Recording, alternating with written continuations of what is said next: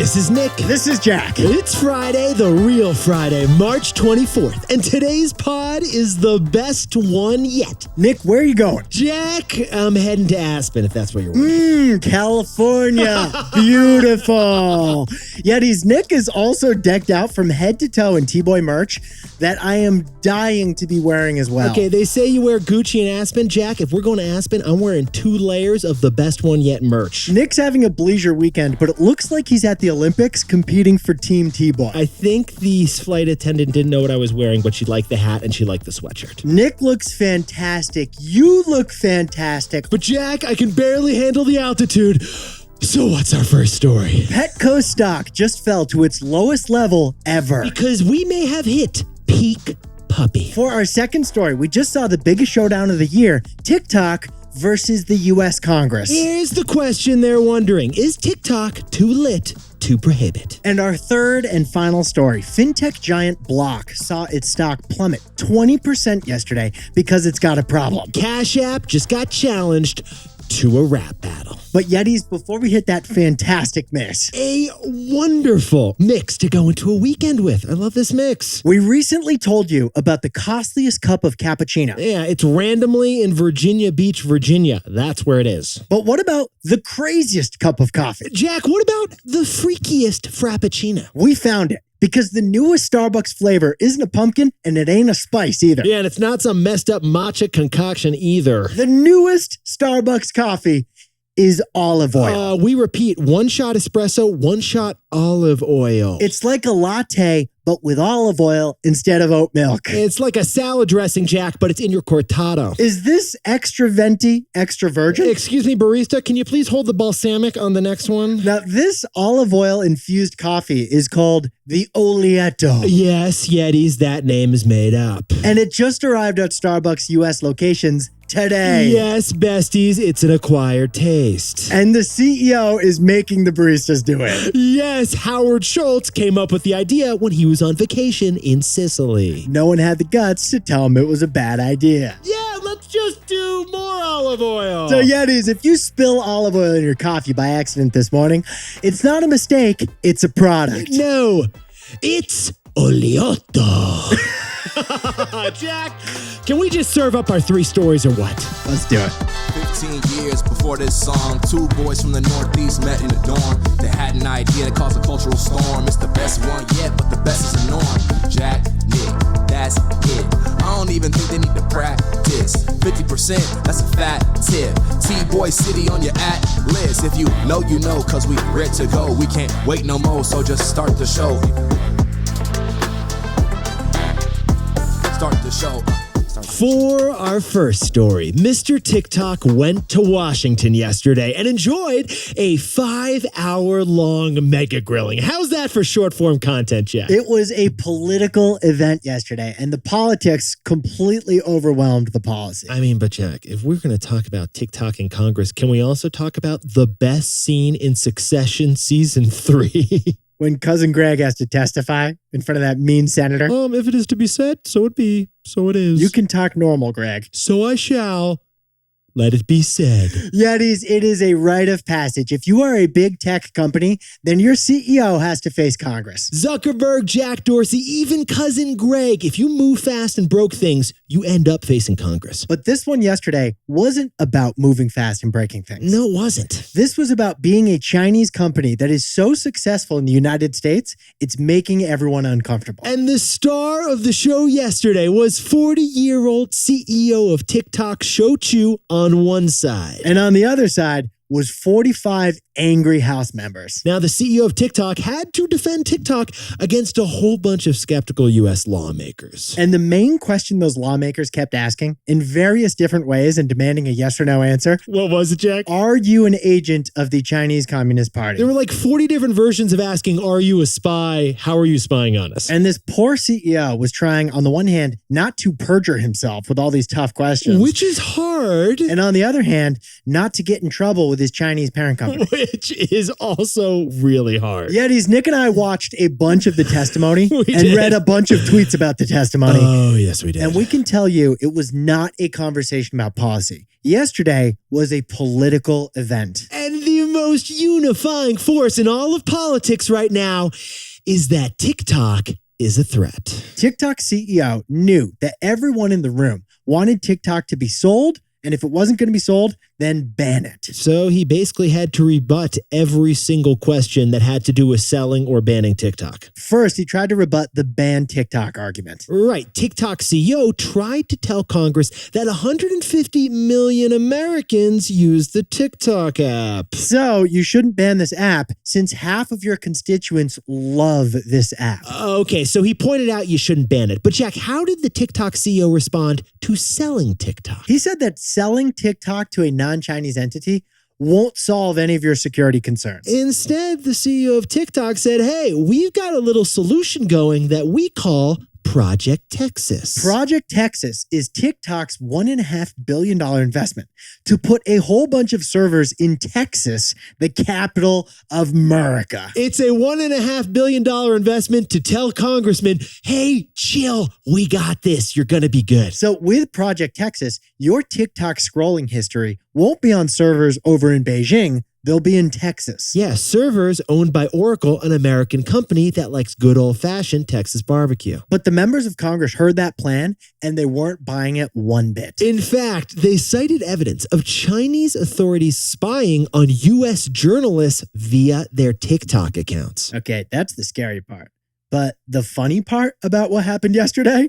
Guess whose stocks rose yesterday? Jack, whose stocks rose during all of this TikTok grilling? Snapchat and Meta, the owner of Facebook and Instagram. Because there is nothing Snapchat would like more right now than TikTok getting banned. So Jack, what's the takeaway for our buddies over at TikTok? It's the same question we asked last week. Is TikTok too lit to prohibit? Is it too fetched to forbid? Honestly, Yetis, it didn't matter what TikTok's CEO said yesterday because Congress members clearly do not trust him. The overwhelmingly combative stance we saw from Congress yesterday shows what all of those members want, a ban. But here's the thing. It's actually the president's decision to ban TikTok, and he'd have to face the consequences of a TikTok ban. A ban of the most popular app in America would be like declaring corporate war against China. And with 150 million diehard users, TikTok may still be too lit to prohibit. For our second story, PetCo's stock just fell to its lowest level ever. So Nick and I are asking the question. We gotta ask it. Have we hit peak puppy? It's a dramatic question to drop at the beginning of a story. But Yetis, to kick this off, we gotta say, you thought your morning breakfast eggflation situation was bad? And it is bad. The price of human food is up 10% compared to last year. But Jack, I gotta ask, during this whole frittata fiasco situation for us humans, what's the situation with dog food? Dog food inflation is even worse. Prices are up 15% for puppy chow compared to last year. Now, Yetis, Jack and I should sprinkle on some context here. We have told you about one of our favorite takeaways of all time, PUPPY, a great acronym. And what does it stand for? PUPPY is our acronym that people ultimately prioritize puppies. Yeah. It means recession smashession. No matter what the economy is, you're going to put your schnauzer before yourself and your children. Right. That's why pet companies have been crushing it throughout the pandemic and despite inflation. Well, PetCo's latest earnings reveal an interesting twist in the puppy situation. They reveal a doggy dilemma. Get this, Yetis. The sale of pet food rose 12% last quarter over at PetCo. But sales of pet toys fell by 8% last quarter. Apparently all our poodles are getting more Purina, less party. So dog buyers are still buying top shelf dog chow, but they're not splurging on Fido's 41st chew toy like they used to. Which means, Jack, we got to update the puppy situation. People ultimately prioritize puppies. Of course. But they may not permanently pamper those puppies into perpetuity. Yeah, it is this doggy dilemma going down at PetCo. It gets even more complicated when we look at profit puppies. Okay, Jack and I jumped into the numbers here. Investors are frustrated because pet toys happen to be, way more profitable than pet food. Pet toys are the profit puppy for pet companies. Because Petco, they're not making that much margin on like pedigree, grain-free, dog chow, organic stuff. But they do make a lot of margin on that mouse-shaped squeaky plush toy thing made in China. Okay, so what we're saying here is that we are all spending more than ever on pet essentials. Because you gotta feed your Great Dane. But we're not spoiling that Great Dane quite as much. A fireman costume for Frank, your Great Dane? In this economy? No, apparently not, Jack. And that's a problem for Petco, because that's where the money is. The toys. The toys. The dresses. The outfits. Petco is not making as much money. So, Jack, what's the takeaway for our good boys over at Petco? You heard it here first. We may have hit peak puppy. Yetis, the main reason CHWY stock fell yesterday and Petco hit an all-time low, it was actually one surprise statistic. Those pet companies announced their first ever declines in customers. For CHWY, they have 70,000 fewer customers than a year ago. And honestly, all those puppies from the pandemic aren't puppies anymore. They're now dogs. Alex still calls River a puppy. Yeah. She's a dog, Alex. I hate to say it, Jack, but River's now an adult pooch. She's over 3 years old. That's 21 in dog years. And it's unfair, but adult dogs don't get as much puppy love as puppies do. They just don't get pampered like puppies do. So Petco's earnings confirm it. The adoption palooza of the pandemic, it's over. That means America may have hit peak puppy. It's the dog days of dogs.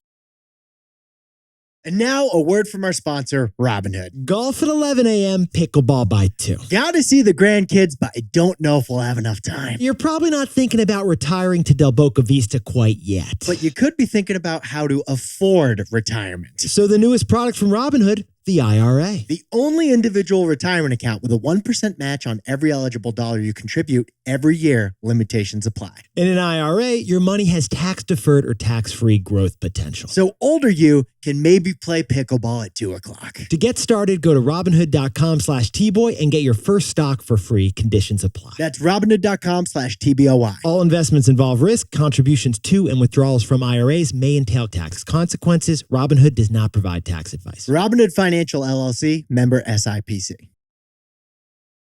For our third and final story before the weekend, Jack Dorsey's Cash App just saw its stock plummet 20%. Because one hedge fund thinks that Cash App is half fake. But Jack, can we please talk about the greatest divide that we have ever seen between millennials and Gen Z? The greatest divide is the app they use to pay each other back for brunch. Are you Venmo or are you Cash App? If you're born between 1981 and 1996, you use Venmo, like Nick and me. If you were born after Y2K, you ask for their cash tag. Cash App is Venmo, but it slays. I hear. That was our takeaway from watching 2 seasons of Euphoria.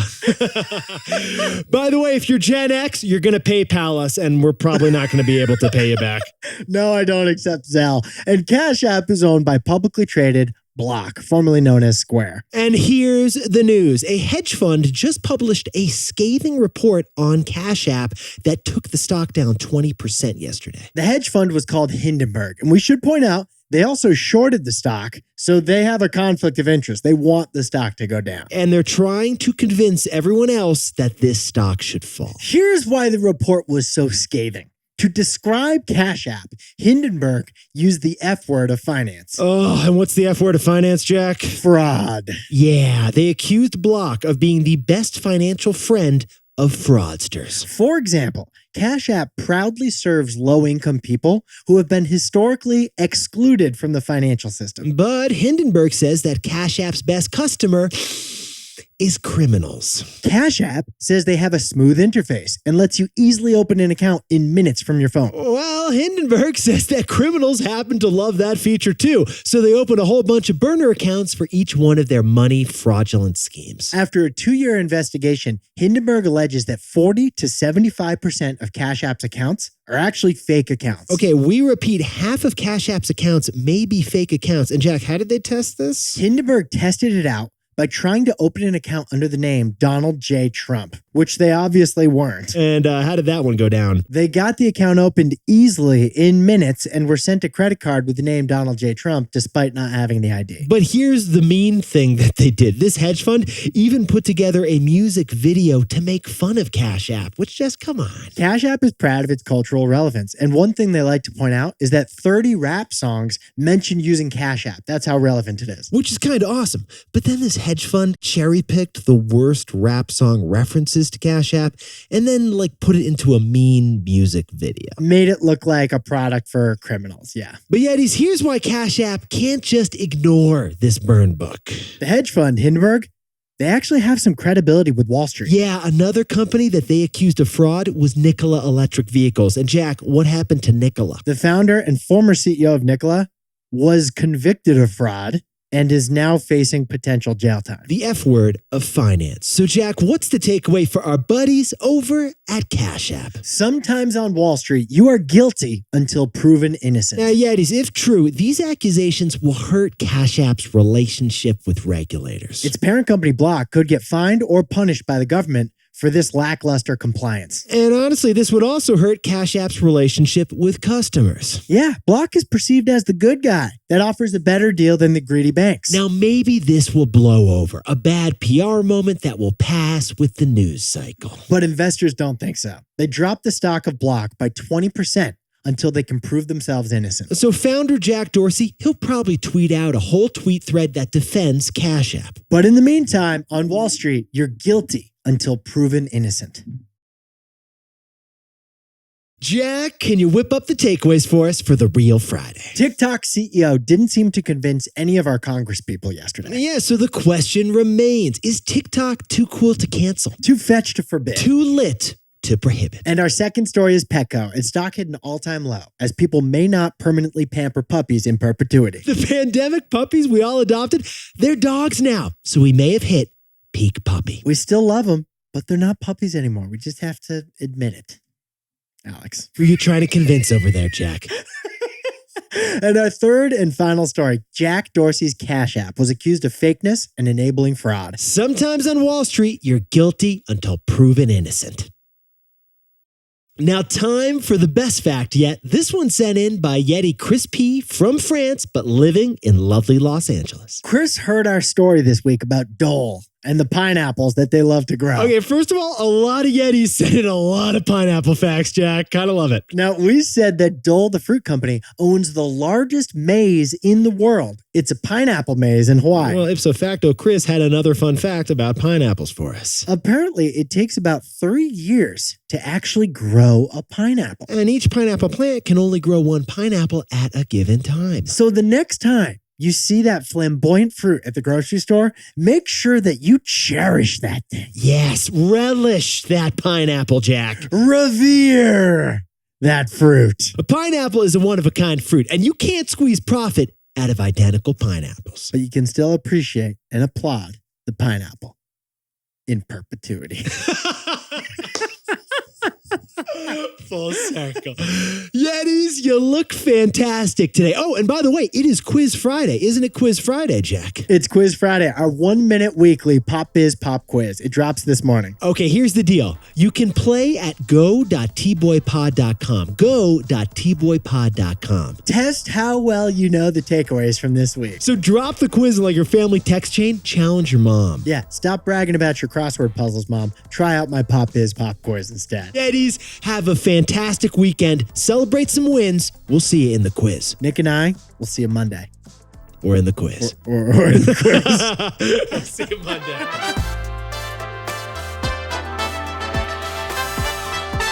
And before we go, congratulations to Yeti Brian Hawker, who's retiring after 37 years at the same company in Fort Worth, Texas. And congratulations to Mark and Melissa, 2 book lovers who got engaged in aisle 6 at the Strand bookstore in New York City. That's how you write a love story. And Jonathan Rundquist has his last day on the job in Brooklyn today. And happy 8-year anniversary to Izzy and Steven in Chicago. And Emma Lefkowitz is celebrating a birthday by running a half marathon marathon with her sisters, Not Too Shabby. And happy birthday to Abhinav Ray, a dink from India living in Manhattan. And Aurora Enos, enjoy that 4th birthday in Nashville. Happy birthday to Jessica Anthony in Signal Mountain, Tennessee. And George Goodfriend just got back from Japan and is celebrating that birthday in New York City. Happy birthday to Professor Tim Guilfoyle in Chicago, teaching logistics. And Arvin, the Papa Bear Parko, happy birthday down in Phoenix. And happy first birthday to Elijah Carpenter in Raleigh, North Carolina. And Chelsea Gemma-Wang is also turning 1 in East Brunswick, New Jersey. And happy birthday to Runen Wong, who doesn't celebrate his birthday once. He celebrates 6 times. Yeah, in Boston, just outside Boston. And David is turning 26, and his puppy is turning 1 in Chicago, doing logistics. That is still a puppy. That's still a puppy. And Miss Michelle Jones has a birthday today and starts her spring break now. Not too shabby. This is Jack. Nick and I both own stock of Block, and we own stock of Robinhood. And now, a word from our sponsor, Robinhood. Not spending money can be tough. We're all tempted by that top we just saw on TikTok. Even harder, saving money for when you're 60. But what if you got paid money to save money? Robinhood Retirement offers the only IRA that does that on every eligible contribution every year. For every eligible dollar you contribute to your retirement fund, they match 1% of it. No employer necessary. Limitations apply. To get started, go to Robinhood.com/TBoy and get your first stock for free. Conditions apply. That's Robinhood.com/TBOY. All investments involve risk. Contributions to and withdrawals from IRAs may entail tax consequences. Robinhood does not provide tax advice. Robinhood Financial LLC, member SIPC. And our second story, we just saw the biggest showdown in the history for our... That was so unlike you. That's hilarious. In the history. That was unlikely. Since the Egyptians. For our second story, we just since King Tutankhamun the Pharaoh died. That was so unlikely.